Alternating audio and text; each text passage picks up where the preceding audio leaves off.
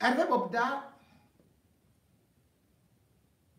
colosse comme un catcheur noir et surtout avec un torse de King Kong. Et donc, celui-là qui, de par sa carrure, de par sa posture, aidé par ses chiens, bergers allemands, fait subir des supplices aux femmes, aux hommes. Est-ce tout simplement l'instinct bestial, l'instinct sexuel? Est-ce seulement un petit réseau de pédocriminalité, de psychopathes, comme j'ai décrit, de par son passé sulfureux, de par son enfance difficile, de par ses liens du géniteur qui lui-même fut un autre grand bandit? Toujours est-il que s'il a certains appuis, c'est parce qu'il a des radicelles et parce qu'il sait surtout que à côté de lui, autour de lui et pour lui, il est le fournisseur de la chair, il est le fournisseur des femmes, des corps, des âmes. Le Cameroun est un pays qui malheureusement fonctionne sur le satanisme. Et ce satanisme fait des recrutements. Qu'aujourd'hui, pour pouvoir évoluer, on vous dit de donner quelque chose. Ça commence toujours par des petites réunions en cercle restreint. Et après, il y a quelques influenceurs qui viennent vous épater ou influenceuses avec beaucoup d'argent, des véhicules et quelques relations qui vous font miroiter n'importe quoi. Et ensuite, il y a quelques invitations dans des milieux prisés où vous pouvez boire du champagne, vous pouvez manger du caviar, vous pouvez aussi vous sentir à l'aise. Et ensuite, on commence donc tel un poisson qu'on devrait pêcher avec l'hameçon. On vous dit, vous savez, ici, pour entrer dans ce cercle, il faut certainement donner quelque chose. Et bien sûr, que ce soit pour les écoles, comme l'ENAM, l'IRIC, tout est déjà cadenassé. On va tout simplement vous dire, quelqu'un devient quelqu'un derrière quelqu'un. En fait, il faut donner son derrière et quelqu'un est derrière toi pour que tu deviennes quelqu'un. Voilà la formule. Voilà la formule qui régit les mœurs au Cameroun. Voilà la formule qui tue les jeunes au Cameroun. À l'université, pour avoir des notes, et même après des notes, on est voué au chômage. Alors pour entrer même à la police, on va te conditionner à donner. Et au-delà de ça, ils ont tellement cadenassé les choses de telle sorte que ils ne vont jamais te présenter le revers de la médaille. Et ils vous présentent un côté lumineux où votre avenir, bien évidemment, est si prometteur que vous allez vous voir sur des hauteurs de la société. Oui, parce que personne ne veut mourir pauvre, tout le monde veut bien vivre, tout le monde veut avoir une belle maison, une belle voiture, et pourquoi pas se faire respecter dans la société et dans son village. Ainsi dit, des jeunes filles de 14, 12, 11 ans sont devenues aujourd'hui des proies. Même pas besoin d'aller très loin pour les recruter. Les prédateurs sont partout. Et d'ailleurs, depuis 2010, une enquête réalisée par Salim Monsieur, diffusée justement le 5 juin 2012, révélait en 14 minutes que sur le nombre d'affaires pendantes au niveau du tribunal de grande instance de Douala, 13,2% étaient liés à la pédophilie, à la pédérastie, à la sodomie, au viol. Encore que là, les victimes n'avaient pas le courage d'aller porter plainte. Et même quand les victimes vont porter plainte, la justice fait tout pour que cette affaire traîne et que finalement la victime s'enfuit. Et au-delà de ça, même quand il y a de tels procès, on fait plutôt que tout le monde vienne vous humilier. C'est vous plutôt, la victime, qui devait maintenant apporter des preuves puisque le bourreau, lui, il est considéré comme innocent. Résultat, la plupart des affaires n'allaient jamais loin, puisque toujours c'est des grands qui profitaient, qui étaient derrière, qui étaient accusés et qui abusaient et qui continuent d'abuser. Le Cameroun est donc devenu ce pays où chaque jour, on entend des faits incroyables, liés toujours au sexe. Vous pouvez vous rappeler d'un des reportages d'Equinox. Cédric Moufele était encore là lorsqu'il avait présenté un fait d'un jeune homme qui avait été invité à 16 ans par une personnalité et justement son bourreau avait confisqué son téléphone. On lui avait donné rendez-vous au marché P14. Quand il était arrivé, finalement, c'était un guet-apens. Le commissaire ou bien la police du 13e avait eu à intervenir et lorsqu'on avait interpellé cet enfant, arrivé, on avait constaté qu'il saignait des fesses.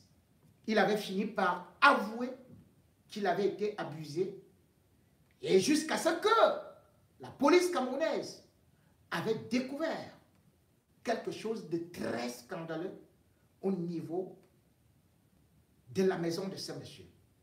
Des puces, des téléphones et surtout des vidéos avec des personnalités, des filles à peine prépubères de 12, 11, 14 ans dont on voyait les images. Ces images-là étaient envoyées à des personnalités, étaient envoyées à des directeurs, étaient envoyées à des ministres. C'est le commerce du sexe. Et comme celui-là s'intéresse, eh bien, celui qui est donc là comme le négociateur, qui lui-même a d'abord déjà goûté, il vous envoie.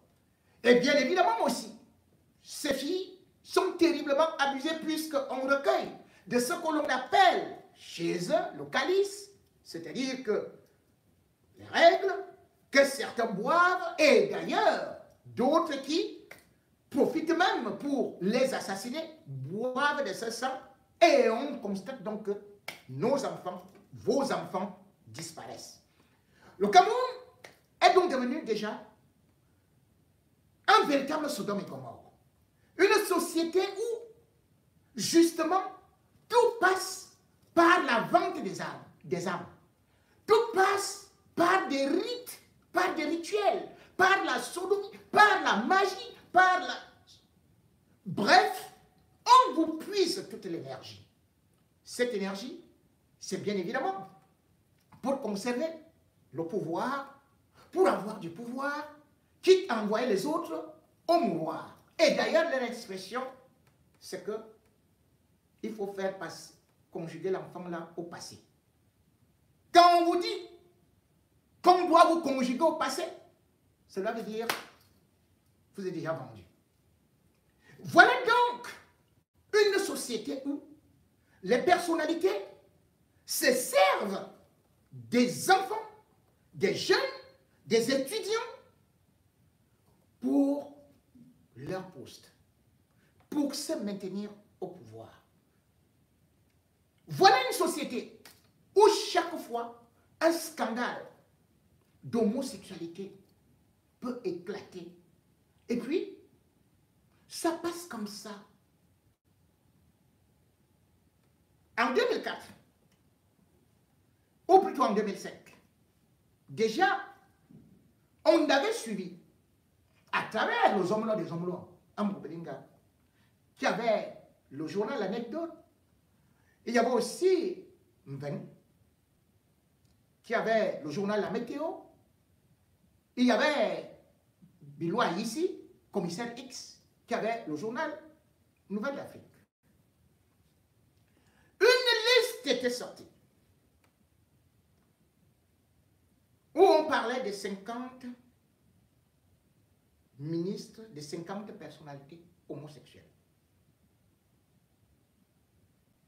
Quand on vous parlait de l'homosexualité, les gens croyaient que c'était tout simplement comme ça.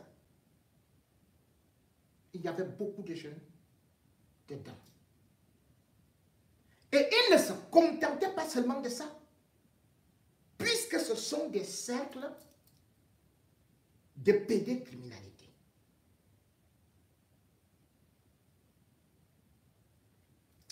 L'affaire a fait scandale au Cameroun, jusqu'à ce que le ministre Grégoire Ouona, qui avait été aussi nommé, cité nommément, avait porté plainte. Et pourtant, Grégoire Ouona, lui seul sait ce qu'il fait souvent là-bas en haut, chez lui. Grégoire Ouona, lui seul sait comment est-ce que tous les ministres de Paul Biya, souvent le week-end, organisent des orgies, organisent des partous, prennent des villas. Et ils sont en bas, où ils boivent du champagne et surtout du vin. Ce vin-là où ils ajoutent un peu de sang. Et quand ils recrutent les nouveaux venus ou les nouvelles, vous montez, on va vous bombarder. Et quand vous redescendez, on applaudit parce que le ministre doit dire il est des nôtres. Et on applaudit. Ils ont pris un autre élu. Dans cette liste-là, il y avait aussi un nom. Le nom du ministre de la Communication. Ah, je ne parle pas de Fama Ndongo. Fama Ndongo, parce que ton cas est très grave. C'est Fama Ndongo qui, dans le milieu de la presse, a commencé à imposer ça. Et d'ailleurs, pour avoir de la publicité, il fallait passer par Djama Conseil. Jean-Marie Abouganena, qui a aussi amené les hommes dans le milieu là, pour se faire aussi, lui, bombarder. Mais je reviens sur le ministre de la Communication de l'époque. Parce qu'il a fait ça à beaucoup d'enfants.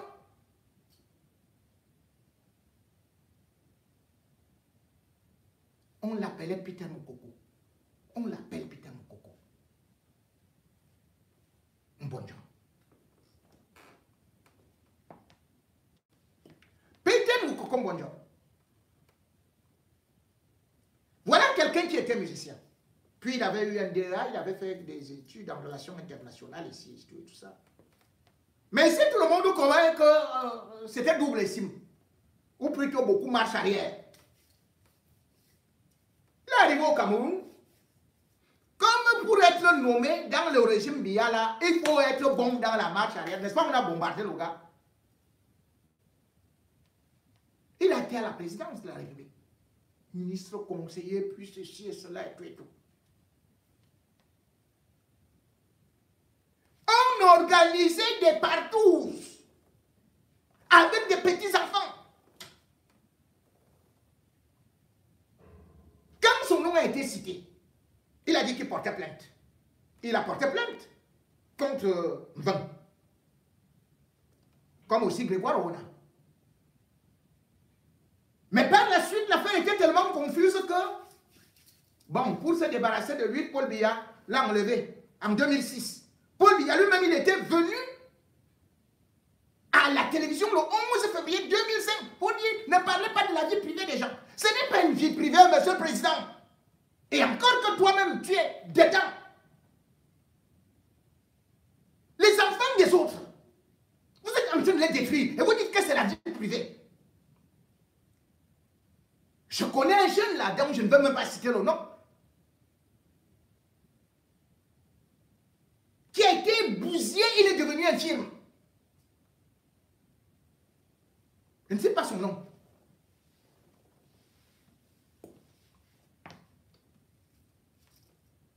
Parce qu'il n'a été que victime. Mais il est là. Dans le milieu de la presse. Il écrit bien et tout et tout. Mais Peter Mokoko est revenu par Biya comme ministre des Relations extérieures. Et qui était avec Peter Mokoko Munjon? C'est l'autre que vous voyez là, Laurent Esso. Donc c'est un réseau qui existe depuis. Laurent Esso. Et ils étaient avec l'autre qui avait une villa à Bastos. Celui qui est déjà super maire de Douala. La villa à Bastos. D'ailleurs, celui-là aussi, il avait été conseiller à la présidence de la République. Hein. Il a été président du conseil d'administration de quoi là, avant d'être nommé. Dans la maison, là, à Bastos, on venait avec des jeunes petites filles, des petits garçons. Et même le cuisinier était dedans.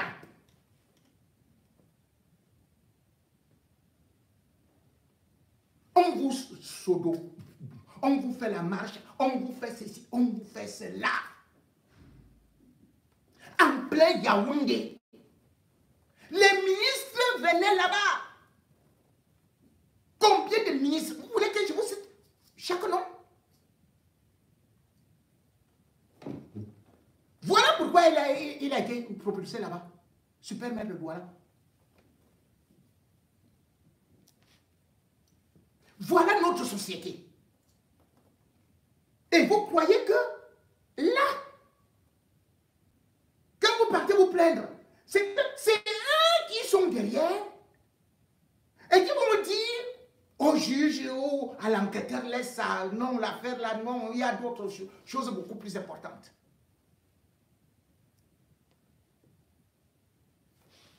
C'est ces réseaux-là qui continuent à piloter notre pays. Et qui tuent.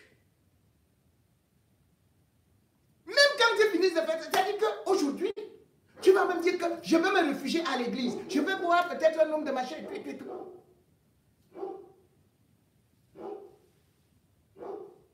Parce que il n'y a pas d'endroit pour se cacher. Les hommes d'État, ils ont réduit ce pays, notre beau pays,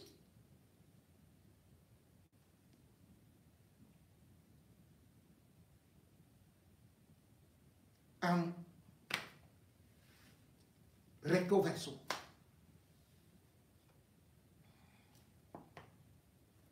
Des gars comme les Folies d'Iran, ils avaient le talent. Qu'est-ce qu'on en a fait? On l'a détruit. On a dit, allez, tu pars, puisque tu refuses de faire ça. À la CATV, quelqu'un est passé de chef de chaîne jusqu'à ceux qui n'avaient même plus le bureau. Vous voyez un type comme moi, les combis, on vous dit que ce type-là est ministre des Sports. Mais vous avez écouté nos témoignages de celui qui était son homme de main, son cuisinier, son majordome, qui disait que la seule chose que moi, les combis lui demandaient, c'est de faire le voyage astral et de faire le voyage anal. Ministre des Sports. Tout le monde connaît moins les combis dans les partous et tout. Ils sont dans des groupes WhatsApp privés. Ils sont dans les télégrammes privés. Et c'est comme ça qu'ils recrutent toutes ces petites filles et tous ces petits garçons.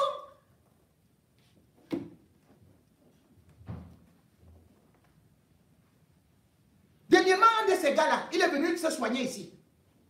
Le gars d'autrui était chef là-bas chez les ASC là. Je ne vais pas citer son nom. Si je cite son nom, parce que lui aussi c'est... D'ailleurs, il sortait avec une célèbre artiste. Moi, le combi est venu le prendre, il a dit, laisse ça. Toi, tu deviens ma femme. Le gars est venu ici, il faut voir comment il m'a dit.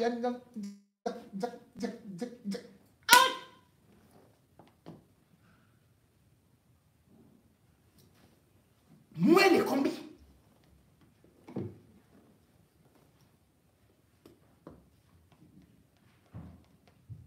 C'est pas possible. Donc lui là, il est au pouvoir. Il change de ministère. Tous ces gardes du corps, le gars a volé avec. Il a détruit boum boum. Il a bombardé les choses. Où est le combi? Voilà les gens qui sont dans le régime. Vous allez voir quelqu'un, on te dit qu'il est un grand cadre régional, mais on avait vu ce scandale-là. On l'appelait au Joël Danko. Nanko, mais vous vous rendez compte? Un monsieur comme ça qui ne marche qu'avec les ministres. Il allait là-bas en Konsamba et qui voilà là pour aller voir son cousin. Après, il a profité, il a vu Nouela et voilà. Deux petites filles de 6 ans et 6 mois, un bébé. Il est leur oncle. La maman n'était pas là, le père n'était pas là. On croit qu'on laisse l'enfant à un grand monsieur qui ne parle, qui ne pose qu'avec Paul Biya, qui se filme seulement avec tous les ministres. Quand vous entrez chez lui, il n'y a que les photos des ministres. Le gars a fini avec les 2 enfants. La petite fille de 6 ans est partie mourir à l'hôpital d'Onkonsama. L'autre de 6 mois n'a même pas supporté. Elle est morte sur place. On vient trouver le sang sur le pantalon et tout, et le slip. Ce monsieur-là, on l'a arrêté. Il est où? Il a été libéré. Il a été libéré. La police a fait boum, après, il a été libéré. Il a fait ses sacrifices, c'est tout. Il prend l'énergie, il prend l'âme, il prend ceci, et cela. Jeune fille, jeune garçon, je m'adresse à vous.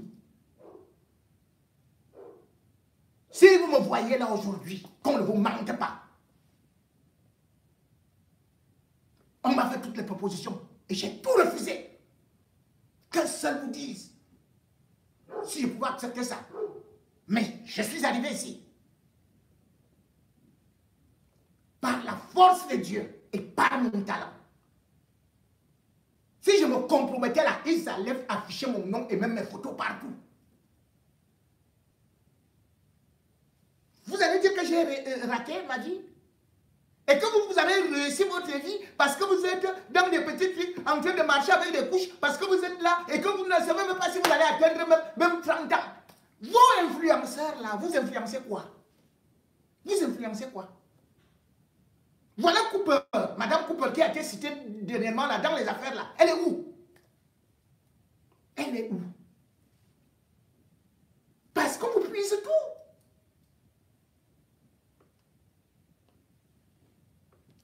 Vous partez avec ces gens-là.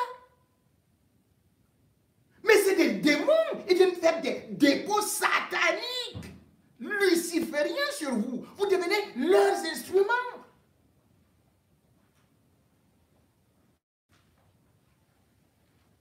Comment on peut comprendre que jusqu'à présent, Hervé Bobdane n'a même pas été interpellé? Comment?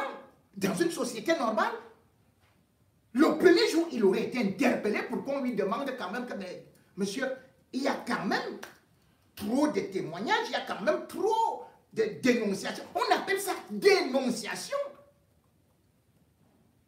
La dénonciation, parfois anonyme. C'est-à-dire que, par exemple, ici, je prends mon téléphone, j'appelle la police. J'ai dit, je vous appelle là parce que je constate qu'il y a une voiture suspecte à tel ou tel endroit. Où j'ai vu des gens en train de faire un trafic de drogue, où j'ai vu quelqu'un en train de vouloir casser ceci. La police vient. Parce que c'est une dénonciation. Et d'ailleurs, même dans des pays comme la Suisse, vous voyez quelqu'un qui est accroché là, dans son balcon. Il guette. Vous garez mal, il appelle la police. Donc chez vous, au Cameroun, la seule dénonciation, c'est que comme toi a failli marcher. On a failli voir, il y a quelqu'un qui a mal parlé de Paul Biya. Voilà l'autre qui dit du mal contre Chantal Béa. C'est ça vos dénonciations. Hein.